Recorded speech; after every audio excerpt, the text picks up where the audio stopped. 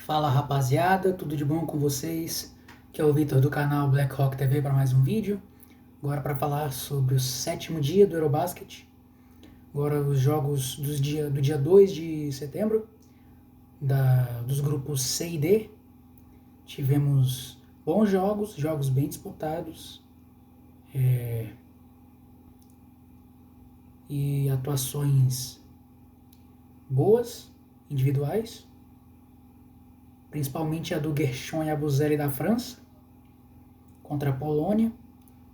Mas se quiser ficar ligado nos conteúdos que estão por vir e nos que já foram, e nesse aqui também, se inscreva no canal, ative o sininho das notificações para não perder nenhum vídeo novo. Compartilha para quem você quiser, deixa aquele likezão brabo no vídeo, dá aquela moral. Sem mais, vamos falar sobre os jogos. Começar pelo grupo C, começar com Bósnia e Grécia. A Grécia que poupou o Yannis para esse jogo. E a Bósnia acabou vencendo por 80-77. A Grécia, mesmo sem o Yannis, teve um início forte, com a movimentação rápida, troca de passes rápidas, arremessos de média distância eficientes. A Bósnia demorou para se ajustar ofensivamente, cometeu alguns erros, perdeu rebotes, permitindo cestas de segunda chance para a Grécia. O Nurkic foi bem produtivo, garantiu presença no garrafão para a Bósnia, só que a Grécia fechou o quarto, vencendo por 6 pontos. O segundo quarto começou com a Bósnia ajustando a defesa, forçou erros da Grécia, contestou melhor os arremessos. Os arremessos do perímetro da Bósnia começaram a cair, com o John Robertson, principalmente. Edin Atic também foi muito bem, atacando o garrafão. A Grécia, com isso, perdeu o ritmo ofensivo, teve menos fluidez. E com uma parcial de 25-13, a Bósnia liderou, foi para o intervalo com uma liderança razoável. Terceiro quarto começou com a Grécia tentando reagir, atacando bem o garrafão, os driving kicks e vindo bem, buscando reduzir a vantagem. Só que a Bósnia respondeu muito bem, controlando os rebotes, usando o banco de reservas para manter a energia. O Nurkic seguiu sendo figura-chave para a Bósnia manter a vantagem. A Grécia tentou mais rotações ofensivas com Sloukas, Tyler Dorsey e o Papanikolaou, mas mesmo com a resiliência da Grécia, a Bósnia foi para o último quarto ainda em vantagem. A Grécia começou forte no último quarto, com muita energia, com muita pressão na bola, muita intensidade na defesa, tentando forçar erros. E a Bósnia sofreu com isso, perdeu algumas posses, só que nos momentos-chave, com o Nurkic no garrafão e o John Robertson de fora, responderam. A Grécia, próxima do final, conseguiu encostar no placar, mas faltou tempo e consistência ofensiva para virar. E com isso, a Bósnia conseguiu matar seus lances livres, controlou a bola nos segundos finais e acabou saindo com a vitória por 80-77. Os destaques individuais pelo lado da Bósnia: Jusuf Nurkic com double-double de 18 pontos, 18 pontos, 10 rebotes, 3 assistências, 3 roubos de bola e um toco. Jogo muito correto do Nurkic. O John Robertson com 18 pontos e 4 bolas de 3, foi muito bem. O Edin Atic com 15 pontos e 8 rebotes, também foi muito bem. Matou 2 bolas de 3 também.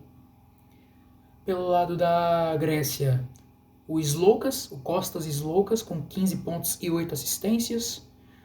O Tyler Dorsey com 14 pontos e 4 bolas de 3.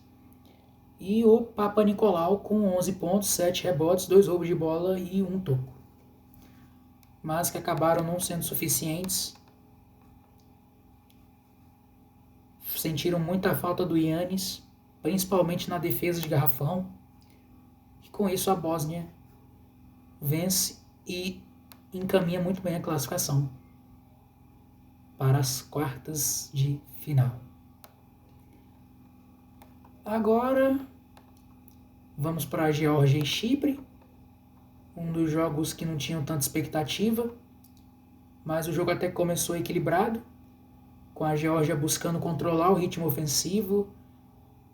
O Chipre conseguiu responder com arremessos do perímetro e arremessos da meia distância.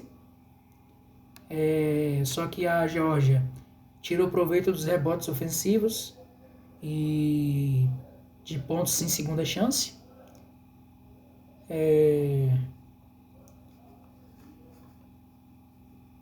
O Chipre tentou manter o jogo próximo, mas erros em momentos decisivos do primeiro quarto permitiram que a Geórgia fosse para o segundo quarto com uma vantagem de 2 pontos.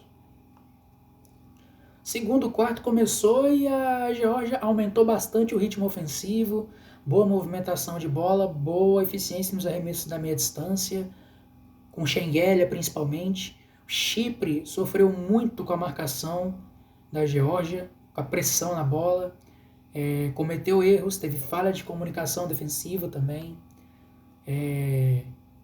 O Goga Bitadze e o Schengelia atacaram o garrafão do Chipre com gosto e foram eficientes, foram muito felizes.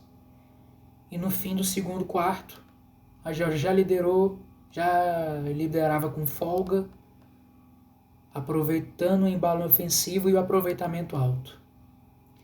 No terceiro quarto, o Chipre até tentou reagir com infiltrações, sendo superior nos rebotes ofensivos no começo do quarto, mas a Geórgia respondeu bem, manteve a compostura, arremessou bem de 3, explorou bem as falhas dos adversários, e com uma parcial de 26 a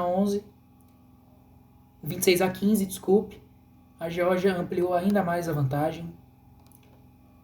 E no último quarto, o Chipre ainda tentou se esforçar mais, tentou forçar transições, forçar mais arremessos de 3, mas a Geórgia já estava bem confortável no comando do jogo, administrou bem o tempo e manteve a vantagem e acabou vencendo por 93 a 61. E os destaques desse jogo, com certeza, a dupla Schengelia e Goga Bitadze. Schengelia com 27 pontos, 4 rebotes, 4 assistências, 2 roubos de bola, 10 de 14 no field goal, muito eficiente, e acertou todas as 5 bolas de 3 que tentou. Jogo muito bom do Schengelia. E o Goga Bitadze com 21 pontos, com 13 rebotes, 3 tocos e 4 bolas de 3. Foram os destaques dessa partida que fez a Geórgia ainda sonhar com a classificação para a próxima fase. E o último jogo do grupo, esse daqui eu vi, todo o jogo, foi transmitido na ESPN, Itália e Espanha. Foi um jogo ruim no ataque, um jogo feio no ataque, mas foi um jogo bem disputado, um jogo muito bom, que a Espanha jogou 3 quartos. O primeiro tempo da Espanha foi muito bom.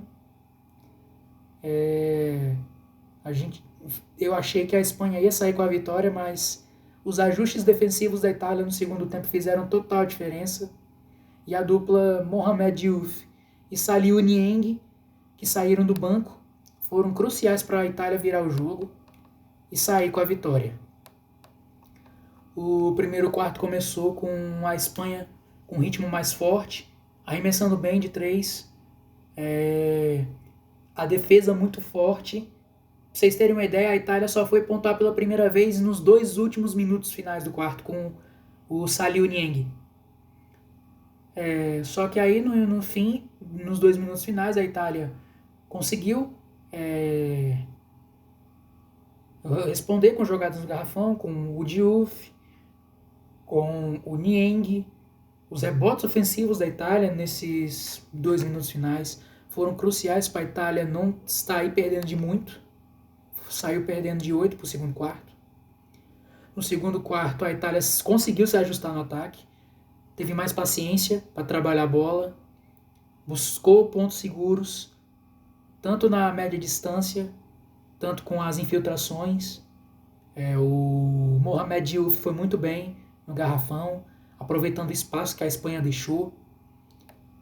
A Espanha manteve o jogo de perímetro, buscou arremessar mais de 3, mas a defesa italiana conseguiu fechar bem os espaços. E ao fim do quarto, a Itália diminuiu a diferença e foi para o intervalo perdendo por apenas 6. Terceiro quarto foi o fiel da balança. A Itália teve muito mais agressividade defensiva, forçou erros, capitalizou no contra-ataque. O Diouf, mais uma vez, se destacando, pegando rebotes cruciais, contribuindo ofensivamente, dando fluidez para o ataque. A Espanha sentiu a pressão, pontuou muito menos, teve muito arremesso contestado, forçou muito com Aldama, com o De La Rea, que fez um bom jogo, mas no terceiro quarto forçou muito.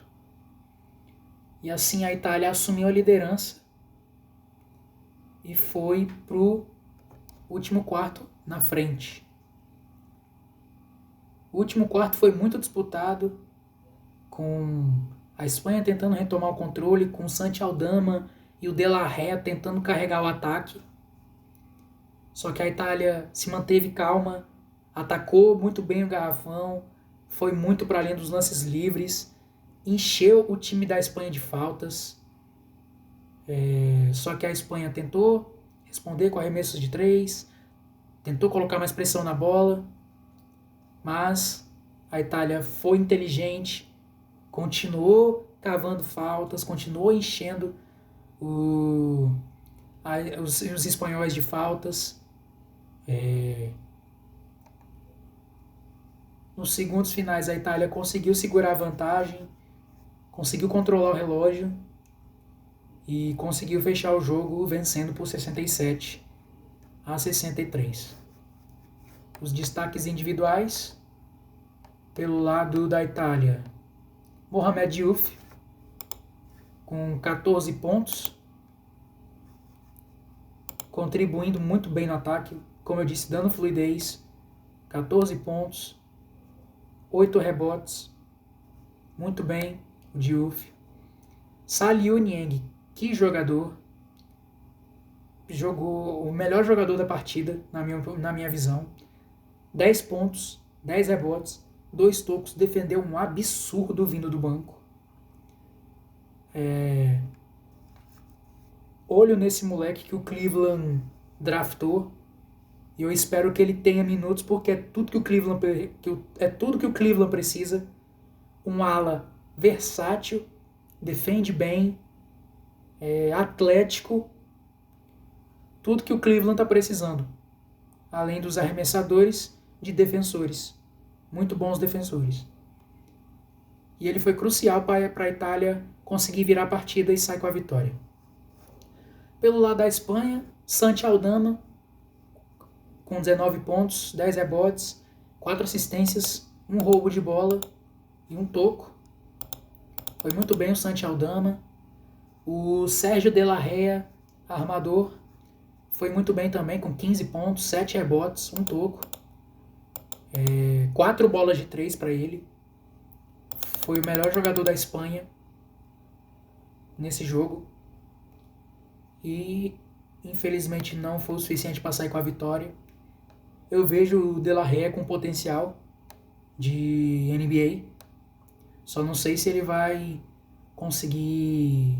Só não sei em que momento ele vai se declarar para o draft. Se eu não me engano, ele joga no Valência. Mas é isso, a Itália conseguiu uma virada incrível, sai com a vitória e e encaminhar a classificação para a próxima fase. Agora vamos para o grupo D.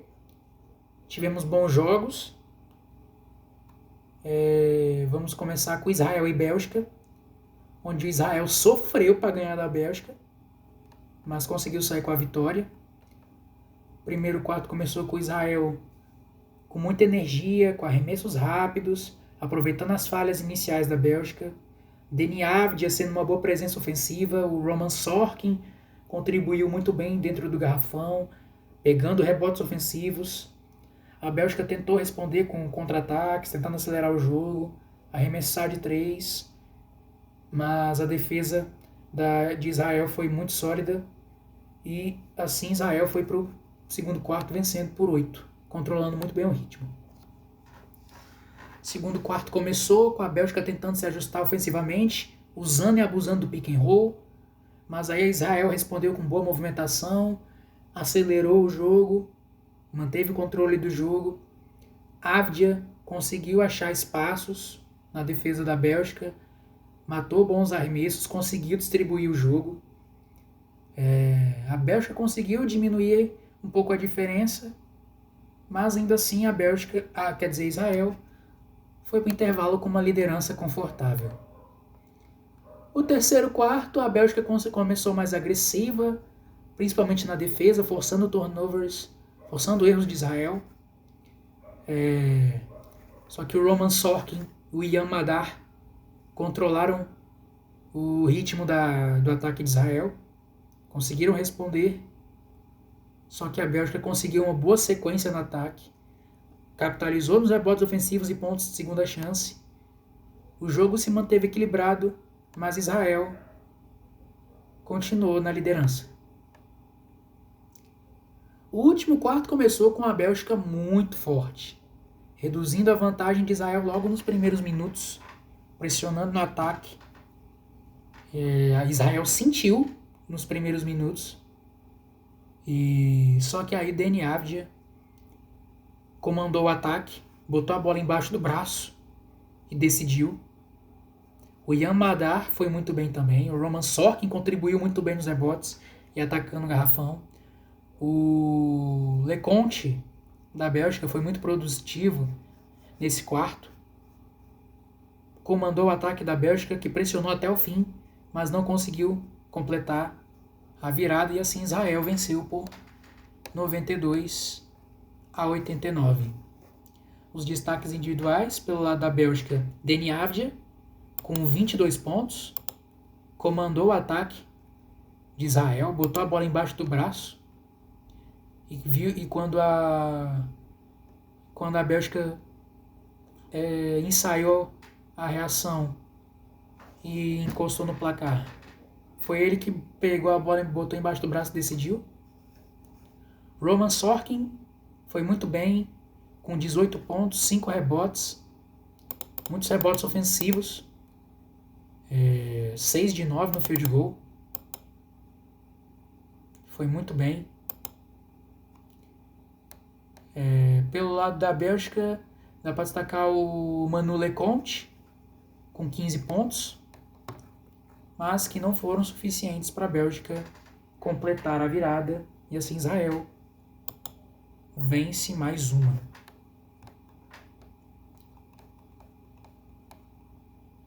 Agora vamos para a Eslovênia e Islândia.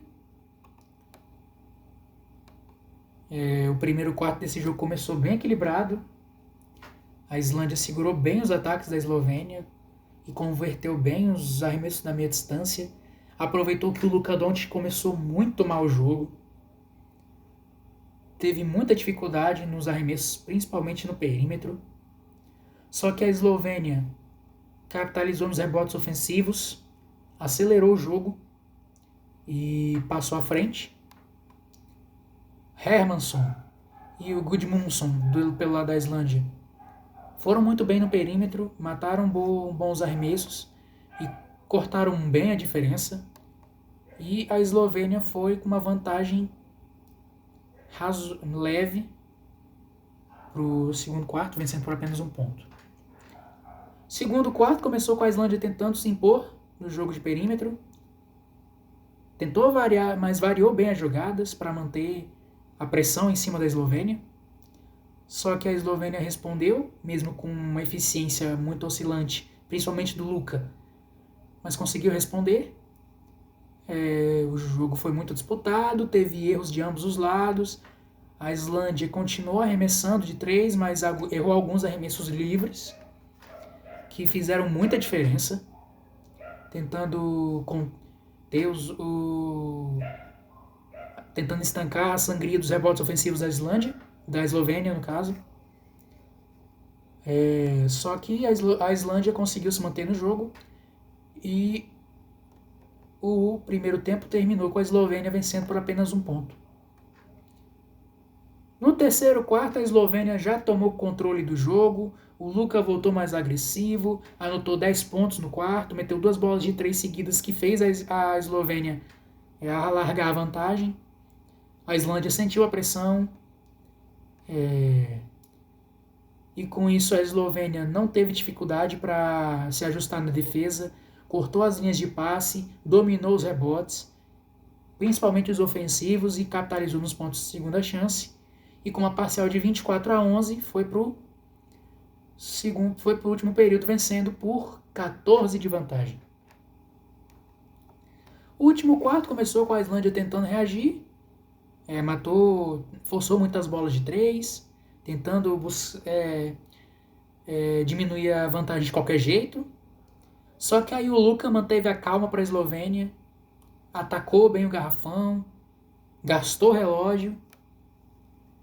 A Islândia pressionou até quase encostar, só que a Eslovênia encontrou a resposta nos minutos finais, principalmente com o bola de 3 do Hrovat e do Prepelic, que seguraram o embalo islandês e foi o suficiente para a Eslovênia sair com a vitória por 87-79, com os destaques individuais sendo o Luka Doncic, com 26 pontos, 7 rebotes, 4 assistências. Jogo protocolado Luka. O Nikolic teve um jogo muito bom. Ajudou o Luka com 17 pontos, 5 assistências e 3 bolas de 3. Foi muito bem o Nikolic. Pelo lado da Islândia, o Martin Hermansson, com 22 pontos, 4 rebotes e 6 assistências, comandou o ataque, 9 de 3 no field goal, 2 bolas de 3, mas não foi o suficiente para a Islândia sair com a vitória, e assim a Islândia chega à sua segunda vitória e fica com uma campanha de 50%, dependendo somente de uma vitória para se classificar. E para fechar os jogos, um baita jogo entre França e Polônia. Só que a França, esse jogo valia a liderança do grupo.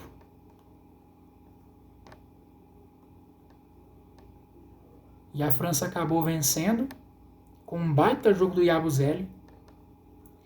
A França começou forte no primeiro quarto, com o Yabusele já mostrando eficiência, com 12 pontos no primeiro quarto, aproveitamento muito bom, com 4 de 5 no field goal, matando 4 bolas de 3 já no primeiro quarto. E assim, mas a Polônia conseguiu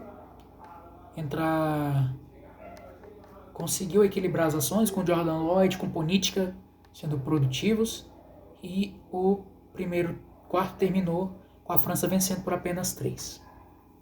O segundo quarto começou com a Polônia tomando a dianteira, fez ajustes defensivos que fez a França diminuir o ritmo ofensivo.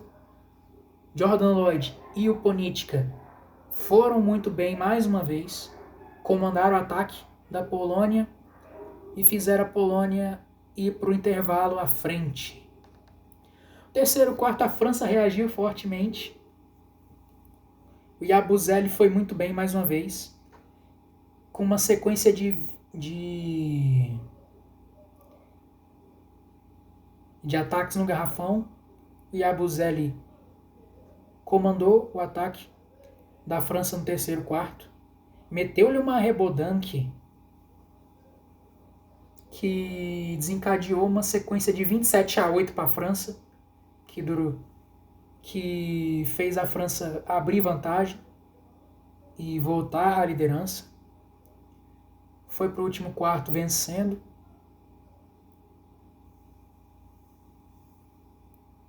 Por 3 pontos. O último quarto, a França abriu o último quarto com um bom ritmo, esticando a vantagem para 13 pontos, com bons arremessos, com controle de bola.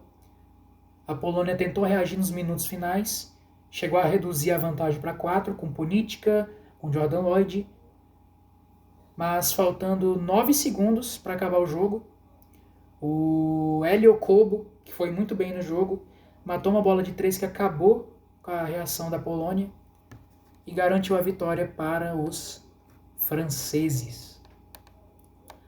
Os destaques individuais pelo lado da Polônia, pelo lado da França, o Yabusele, 36 pontos, 12 de 20 no field goal, 6 rebotes, 2 assistências, 2 tocos, 6 bolas de 3, sendo 4 no primeiro quarto. Melhor jogo do Yabusele disparado nesse Eurobasket. Melhor marca da carreira em pontos. O Elio Kobo, que matou a bola de 3 decisiva, que acabou com o jogo. 14 pontos e 10 assistências vindo do banco. Controlou muito bem o ritmo ofensivo da França e na visão de jogo. Pelo lado da Polônia, Jordan Lloyd, com 18 pontos e 5 rebotes. Foi bem, mas infelizmente não foi o suficiente para a Polônia sair com a vitória. Mateusz Ponitka foi muito bem também. 16 pontos, 5 rebotes, 5 assistências. Mas também não foi suficiente. Sokolovski veio bem do banco. Michal Sokolovski com 15 pontos e 6 rebotes. Mas a França acabou saindo com a vitória e garantindo sua classificação para a próxima fase. E é isso, rapaziada. Vou ficando por aqui. Não vou me alongar muito, que ainda tenho muito conteúdo para postar ainda. Sem mais, Deus abençoe cada um de vocês. Proteja cada um de vocês também. Muito obrigado pelo carinho, pelo feedback, pela oportunidade. Tamo junto. E um grande abraço. Vamos para cima que ainda tem mais para acontecer.